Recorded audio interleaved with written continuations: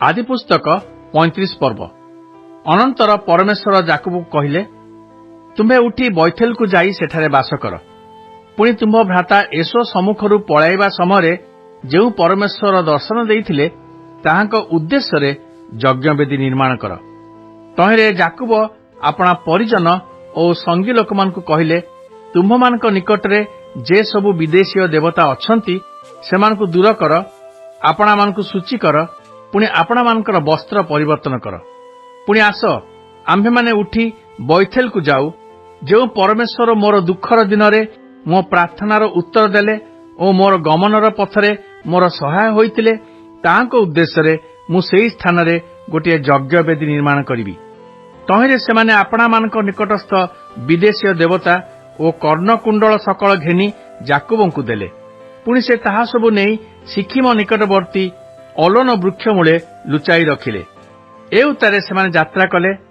सेतेबेले चतुर्दिगस्थ नगर रे परमेश्वर ठारू भय उपस्थित हेबारु सेमाने जाकुबंकर पुत्र मानकु गोड़ाइले नाही। अनंतर जाकुब और तांकर संगी समूह किनान देशस्थ लुसरे अर्थात बैथल रे उपस्थित हेले। सेठारे से एक यज्ञवेदी निर्माण करी सेई स्थानर नाम एल बैथेल अर्थात बैथेल र परमेश्वर रखिले। कारण जाकुब भ्रातृ भय रे पलाइबा बेले परमेश्वर सेई स्थान रे तांकु दर्शन देइथिले। आउ सेई स्थान रे रिबिकार दबरा नामनी धात्रीर मृत्यु हुअन्ते बैथेल र अधस्थित अलोन वृक्ष मूले ताहार कबर हैला। पुणी सेई स्थानर नाम अलोन बाखुत अर्थात शोक वृक्ष हैला। अनंतर जाकुब पदान अराम ठारू बाहुड़ी आसन्ते परमेश्वर पुनर्बार दर्शन देई तांकु आशीर्वाद कले। पुणी परमेश्वर तांकु कहिले, तुम्भर नाम जाकुब, मात्र तुम्भर नाम आउ जाकुब हेबो नाही, तुम्भर नाम इस्राएल हेबो।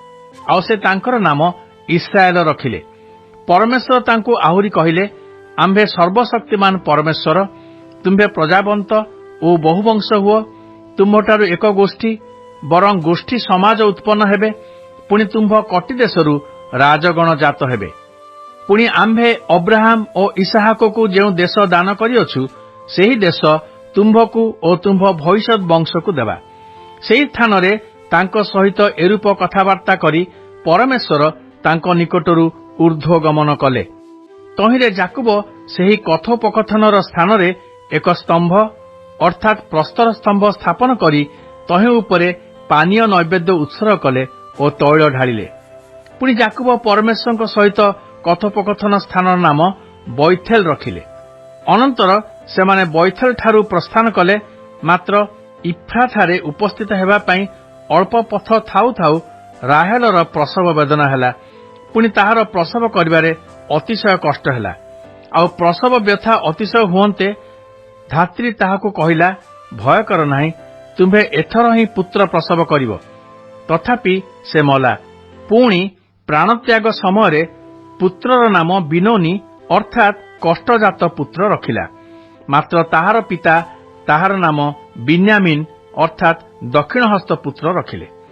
एही प्रकारे राहेलर मृत्यु हुअन्ते इफ्राथा अर्थात बैथेल हेमको जीवा पथ निकटरे ताहार कबर हैला।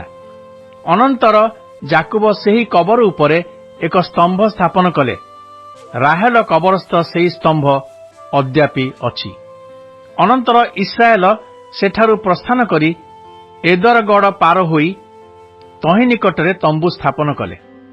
सेही देशरे इस्राएल बास करिबा बेले रुबेन जाई आपणार पितार बिलहा नामनी उपपत्नी संगरे शयन कला। पुणी इस्राएल ताहा शुणिले। जाकुबंकर 12 पुत्र थिले। सेमानंक मध्यरे रुबेन जाकुबंकर ज्येष्ठ पुत्र। से पुणी सिमियोन ओ लेबी ओ जिहुदा ओ इसाखर ओ सबुलुन एमाने लेयार संतान। पुणी जोसेफ ओ बिन्यामिन राहेलर संतान।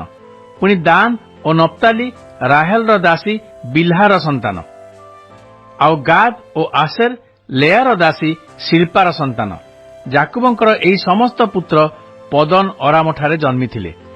अनंतर किरियाथर्ब अर्थात हिब्रोन नगरर निकटवर्ती मम्री नामक जो स्थान रे अब्राहम और इसहाक प्रवास करथिले सेही स्थान रे जाकुब आपणा पिता ଇସାକ ନିକଟରେ ଉପସ୍ଥିତ ହେଲେ। ଇସାକଙ୍କର ଆୟୁର ପରିମାଣ 180 ବର୍ଷ ଥିଲା। ଅନନ୍ତର ଇସାକ ବୃଦ୍ଧ ଓ ପୂର୍ଣ୍ଣାୟୀ ହୋଇ ପ୍ରାଣତ୍ୟାଗ କରନ୍ତେ ଆପଣା ଲୋକମାନଙ୍କ ନିକଟରେ ସଂଗୃହୀତ ହେଲେ। ପୁଣି ତାଙ୍କର ପୁତ୍ର ଏସୋ ଓ ଜାକୁବ ତାଙ୍କୁ କବର ଦେଲେ। ଆଦି ପୁସ୍ତକ 36 ପର୍ବ। ଏସୋର ବଂଶାବଳୀ। ତାହାର ଅନ୍ୟତର ନାମ ଇଦୋମ। ଏସୋ କିଣାନୀୟମାନଙ୍କର 2 କନ୍ୟାକୁ ଅର୍ଥାତ୍ ହିତୀୟ ଏଲୋନର କନ୍ୟା ଆଦାକୁ ଓ ଅନାର କନ୍ୟା ହିଦୀୟ ସିବିଓନର ପୌତ୍ରୀ ଅହିଲିବାମାକୁ ତଦ୍ଭିନ୍ନ ନବାୟାତର ଭଗିନୀକି ଅର୍ଥାତ୍ ଇସ୍ମାଏଲର କନ୍ୟା ବାସମତକୁ ବିବାହ କଲା। ଅନନ୍ତର ଏସୋର ଔରସରେ ଆଦା ଇଲିଫସକୁ ଓ ବାସମତ ରୁଏଲକୁ ପ୍ରସବ କଲେ। ଆଉ ଅହିଲିବାମା ଜିଉସ୍, ଜାଲମ ଓ କୋରହକୁ ପ୍ରସବ କଲା। ଏସୋର ଏହି ସମସ୍ତ ସନ୍ତାନ କିଣାନ ଦେଶରେ ଜନ୍ମିଥିଲେ।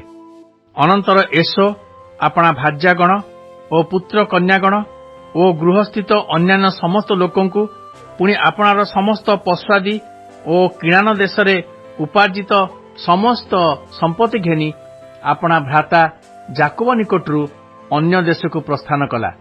ଯେହେତୁ ସେମାନଙ୍କର ସମ୍ପତ୍ତି ପ୍ରଚୁର ଥିବାରୁ ସେମାନେ ଏକତ୍ର ବାସ କରିପାରିଲେ ନାହିଁ। ପୁଣି ସେମାନଙ୍କର ପଶୁଆଦି ହେତୁରୁ ସେହି ପ୍ରବାସ ସ୍ଥାନରେ ନିର୍ବାହ ଚଳିଲା ନାହିଁ। ଏହି ରୂପେ ଏସୋ ସେଇର ପର୍ବତରେ ବାସ କଲା। ସେହି ଏସୋର ଅନ୍ୟତର ନାମ ଇଦୋମ। ଆଉ ସେଇର ପର୍ବତସ୍ଥ ଇଦୋମୀୟମାନଙ୍କର ପୂର୍ବପୁରୁଷ ଏସୋର ବଂଶାବଳୀ। ଏସୋର ସନ୍ତାନମାନଙ୍କର ନାମ ଏହି। ଏସୋର ଆଦା ନାମ୍ନୀ ଭାର୍ଯ୍ୟାର ପୁତ୍ର ଇଲିଫସ ଓ ବାସମତ ନାମ୍ନୀ ଭାର୍ଯ୍ୟାର ପୁତ୍ର ରୁଏଲ। ପୁଣି ଇଲିଫସର ପୁତ୍ର ତୈମନ ଓ ଓମାର ଓ ସଫୋ ଓ ଗୈତମ ଓ କନସୁ।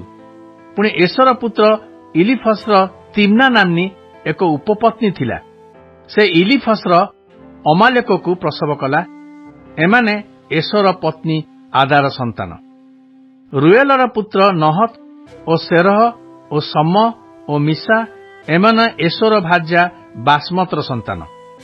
ପୁଣି ସିବିଓନର ପୌତ୍ରୀ ଅନାର କନ୍ୟା ଯେ ଅହଲିବାମା ଏସୋର ଭାର୍ଯ୍ୟା ଥିଲା, ତାହାର ସନ୍ତାନ ଜିଉସ୍ ଓ ଜାଲମ ଓ କୋରହ। ଏସୋର ସନ୍ତାନମାନଙ୍କର ରାଜାବଳୀ। ଏସୋର ଜ୍ୟେଷ୍ଠ ପୁତ୍ର ଯେ ଇଲିଫସ, ତାହାର ପୁତ୍ର ରାଜା ତୈମନ ଓ ରାଜା ଓମାର ଓ ରାଜା ସଫୋ ଓ ରାଜା କନସ ଓ ରାଜା କୋରହ ଓ ରାଜା ଗୈତମ ଓ ରାଜା ଅମାଲେକ। ଇଦୋମ ଦେଶରେ ଇଲିଫସ ବଂଶୀୟ ଏହି ରାଜଗଣ ଆଦାର ସନ୍ତାନ ଥିଲେ। ଏସୋର ପୁତ୍ର ରୁଏଲର ସନ୍ତାନ ରାଜା ନହତ ଓ ରାଜା ସେରହ ଓ ରାଜା ସମ ଓ ରାଜା ମିଶା। ଇଦୋମ ଦେଶରେ ରୁଏଲ ବଂଶୀୟ ଏହି ରାଜାମାନେ ଏସୋର ଭାର୍ଯ୍ୟା ବାସମତର ସନ୍ତାନ ଥିଲେ। ପୁଣି ଏସୋର ଭାର୍ଯ୍ୟା ଅହଲିବାମାର ସନ୍ତାନ ରାଜା ଜିଉସ୍ ଓ ରାଜା ଜାଲମ ଓ ରାଜା କୋରହ। ଅନାର କନ୍ୟା ଯେ ଅହଲିବାମା ଏସୋର ଭାର୍ଯ୍ୟା ଥିଲା, ଏମାନେ ତାହାର ସନ୍ତାନ। ଏମାନେ ଏସୋର ଅର୍ଥାତ୍ ଇଦୋମର ସନ୍ତାନ ଓ ଏମାନେ ସେମାନଙ୍କର ରାଜା। ପୂର୍ବ କାଳରେ ସେହି ଦେଶ ନିବାସୀ ହୋରିୟ ସେଇରର ସନ୍ତାନ ଲୋଟନ ଓ ସୋବଲ ଓ ସିବିଓନ ଓ ଅନା ଓ ଦିଶନ ଓ ଏସର ଓ ଦିଶନ ସେଇରର ଏହି ପୁତ୍ରଗଣ ଇଦୋମ ଦେଶର ହୋରିୟ ବଂଶଜ ରାଜା ଥିଲେ। ଲୋଟନର ପୁତ୍ର ହୋରି ଓ ହେମମ। ପୁଣି ଲୋଟନର ତିମ୍ନା ନାମ୍ନୀ ଭଗିନୀ ଥିଲା। ପୁଣି ସୋବଲର ପୁତ୍ର ଅବଲନ ଓ ମାନହତ ଓ ଏବଲ ଓ ସଫ ଓ ଓନମ। ପୁଣି ସିବିଓନର ପୁତ୍ର ଅୟା ଓ ଅନା। ଏହି ଅନା ଆପଣା ପିତା ସିବିଓନର ଗଧ ଚରାଇବା ସମୟରେ ପ୍ରାନ୍ତରରେ ଉଷ୍ଣ ଜଳର ଝର ଆବିଷ୍କାର କଲା। ସେହି ଅନାର ପୁତ୍ର ଦିଶୋନ ଓ କନ୍ୟା ଅହଲିବାମା। ପୁଣି ଦିଶୋନର ପୁତ୍ର ହିମଦୋନ ଓ ଇସବନ ଓ ଜିତ୍ରନ ଓ କରାନ। ଏସାରର ପୁତ୍ର ବିଲହନ ଓ ସାବନ ଓ ଜାକନ। ପୁଣି ଦିଶନର ପୁତ୍ର ଉସ୍ ଓ ଅଗନ। ହୋରିୟ ବଂଶର ରାଜା ଏହି। ରାଜା ଲୋଟନ ଓ ରାଜା ସୋବଲ ଓ ରାଜା ସିବିଓନ ଓ ରାଜା ଅନା ଓ ରାଜା ଦିଶୋନ ଓ ରାଜା ଏସର ଓ ରାଜା ଦିଶନ, ଏମାନେ ସେଇର ଦେଶର ହୋରିୟ ବଂଶଜ ରାଜା ଥିଲେ। ଆଉ ଇସ୍ରାଏଲୀୟ ସନ୍ତାନମାନଙ୍କ ଉପରେ କୌଣସି ରାଜା ରାଜତ୍ୱ କରିବା ପୂର୍ବେ ଏହି ରାଜାମାନେ ଇଦୋମ ଦେଶରେ ରାଜ୍ୟ କଲେ। ବିଓରର ବେଲା ନାମକ ପୁତ୍ର ଇଦୋମ ଦେଶରେ ରାଜତ୍ୱ କଲା। ତାହାର ରାଜଧାନୀର ନାମ ହିନ୍ ହାବା। ବେଲାର ମରଣ ଉତ୍ତାରେ ତାହା ପଦରେ ବସ୍ରା ନିବାସୀ ସେରହର ପୁତ୍ର ଜୋବବ ରାଜତ୍ୱ କଲା। ପୁଣି ଜୋବବର ମରଣ ଉତ୍ତାରେ ତୈମନ ଦେଶୀୟ ହୁସମ ତାହା ପଦରେ ରାଜତ୍ୱ କଲା। ହୁସମର ମରଣ ଉତ୍ତାରେ ବହଦର ପୁତ୍ର ଯେ ହଦଦ ମୋୟାବ କ୍ଷେତ୍ରରେ ମିଦିଓନକୁ ଜୟ କଲା, ସେ ତାହା ପଦରେ ରାଜତ୍ୱ କଲା। ତାହାର ରାଜଧାନୀର ନାମ ଅବିତ। ହଦରର ମରଣ ଉତ୍ତାରେ ମଶ୍ରେକା ନିବାସୀ ସମ୍ନ ତାହା ପଦରେ ରାଜତ୍ୱ କଲା। ପୁଣି ସମ୍ନର ମରଣ ଉତ୍ତାରେ ଫରାତ ନଦୀର ନିକଟସ୍ଥ ରାହୋବତ ନିବାସୀ ସୌଲ ତାହା ପଦରେ ରାଜତ୍ୱ କଲା। ସୌଲର ମରଣ ଉତ୍ତାରେ ଅକବୋରର ପୁତ୍ର ବାଲହାନାନ ତାହା ପଦରେ ରାଜତ୍ୱ କଲା। ପୁଣି ଅକବୋରର ପୁତ୍ର ବାଲହାନାନର ମରଣ ଉତ୍ତାରେ ହଦର ତାହା ପଦରେ ରାଜତ୍ୱ କଲା। ତାହାର ରାଜଧାନୀର ନାମ ପାଉ ଓ ତାହାର ଭାର୍ଯ୍ୟାର ନାମ ମହେଟବେଲ ଥିଲା। ସେ ମଟ୍ରେଦର ପୁତ୍ରୀ ଓ ମେସାହଦର ପୌତ୍ରୀ।